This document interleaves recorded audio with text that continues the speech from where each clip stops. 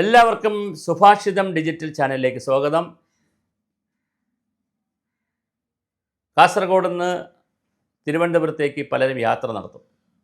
സുരേന്ദ്രൻ്റെ യാത്ര നടത്തിയിട്ടുണ്ട്, രമേശ് ചെന്നിത്തല നടത്തിയിട്ടുണ്ട്, ഉമ്മൻചാണ്ടി പണ്ടുണ്ടായിരുന്നു നടത്തിയിട്ടുണ്ട്, കരുണാകരൻ, ഇങ്ങനെ പിണറായി, എല്ലാവരും ഒരു യാത്ര നടത്തും. ഈ യാത്രയുടെ ലക്ഷ്യമെന്ന് പറഞ്ഞാൽ കേരളത്തെ ആ യാത്രയോടുകൂടി ഇളക്കി മറിക്കുക എന്നുള്ളതാണ്. അതുപോലെ രാഹുൽ ഗാന്ധിയും ചില യാത്രകൾ നടത്തും. ഭാരത് ജോഡോ യാത്ര കാശ്മീർ, കന്യാകുമാരി മുതൽ കാശ്മീർ വരെ നടത്തി കേരളത്തിലൊക്കെ വലിയ തോതിൽ ബഹളമൊക്കെ ഉണ്ടാക്കിയ ഒരു യാത്രയാണ്. അതുപോലെ ഒരു ഹൈഡ്രജൻ ബോംബുമായി രാഹുൽ ഗാന്ധി വരാൻ പോവുകയാണ്. ഈ ഹൈഡ്രജൻ ബോംബുമായിട്ട് വരുന്നത് കന്യാകുമാരി മുതൽ കാശ്മീർ വരെയാണ്. ഇന്ത്യ മൊത്തം പോകാൻ പോവുകയാണ്.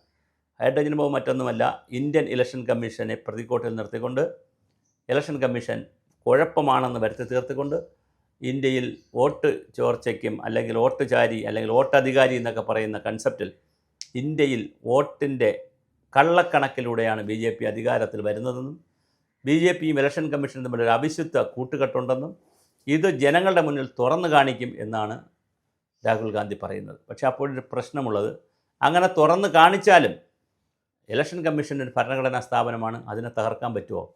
പറ്റില്ല. പിന്നെ ആകപ്പാടെ ചെയ്യാൻ പറ്റുന്നത് ഈ കള്ള വോട്ടാണെങ്കിലും ഉള്ള വോട്ടാണെങ്കിലും ആ വോട്ട് വച്ചുകൊണ്ട് അധികാരത്തിൽ വരിക. അപ്പോൾ കോൺഗ്രസിന് അധികാരത്തിൽ വരുത്തിയാൽ ഞങ്ങൾ ഇലക്ഷൻ കമ്മീഷനെ ശരിയാക്കാമെന്ന് പറഞ്ഞാലും എളുപ്പമല്ല. കാര്യം ഇലക്ഷൻ കമ്മീഷൻ ഒരു സ്വതന്ത്ര ബോഡിയാണ്. അവിടെ അത്ര എളുപ്പത്തിൽ അതിനെ കയറി കൈകാര്യം ചെയ്യാൻ പറ്റില്ല. അതൊരു ഭരണഘടനാ സ്ഥാപനമാണ്. അതുകൊണ്ട് കോൺഗ്രസിൻ്റെ ഈ രാഷ്ട്രീയം, ഈ ഇലക്ഷൻ വോട്ടർ ID വെച്ചുള്ള ഇലക്ഷൻ കമ്മീഷനുമായിട്ടുള്ള രാഷ്ട്രീയം എത്ര കണ്ട് ഇന്ത്യയിൽ ക്ലച്ച് പിടിക്കുമെന്ന് നമുക്ക് പറയാൻ കഴിയത്തില്ല. കാരണം ഇപ്പോൾ ഈ ഏത് വോട്ടേഴ്സ് ലിസ്റ്റ് വെച്ച് തിരഞ്ഞെടുപ്പ് നടത്തും?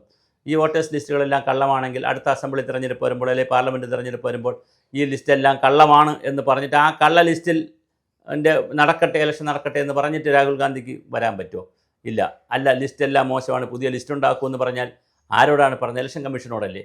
അവരിനി പുതിയ ലിസ്റ്റ് ഉണ്ടാക്കുമോ? വളരെ കോംപ്ലിക്കേറ്റഡ് ആണ് ഈ വിഷയം. അപ്പോൾ അതുകൊണ്ട് എന്തായാലും രാഹുൽ ഗാന്ധി തന്നെ വരും എന്ന് പറയാൻ നമുക്ക് കഴിയില്ല. മോഡി വികസിത ഭാരതം എന്നുള്ള നിലയിൽ 2047 എന്ന് പറഞ്ഞാൽ ഇനിയും 25 ആയിട്ടുള്ളൂ. ഇനിയും 10-22 വർഷം കിടക്കുന്നു. ഒരു 4 ഭരണം കൂടി വേണം. അത്രയും ഭരണം വേണം. 2047 100 വർഷമാകുമ്പോൾ BJP, RSSൻ്റെ 100 വർഷമാണിപ്പോൾ. അങ്ങനെ ഒരു 125 വർഷമാവും ഈ 2047 ആകുമ്പോൾ.